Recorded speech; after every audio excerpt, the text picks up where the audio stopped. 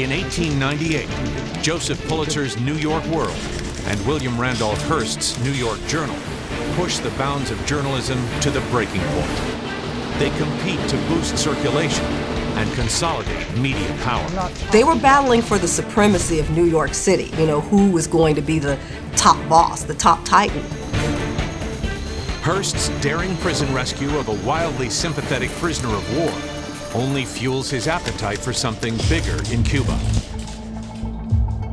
He gets his opportunity when disaster strikes a U.S. battleship stationed in the Havana harbor. The USS Maine, on a sort of friendly visit to Havana, explodes mysteriously with a loss of life. More than 200 American sailors are killed, and many others are grievously injured.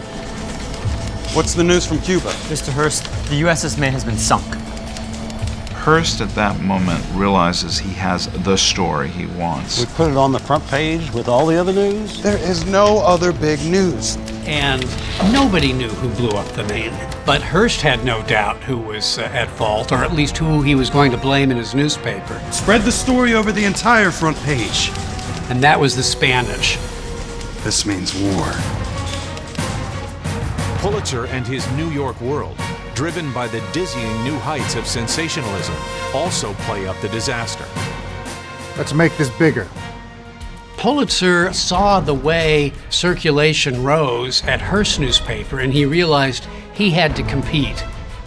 And so he threw himself into running coverage that was as shrill and extreme and pro-war as Hearst.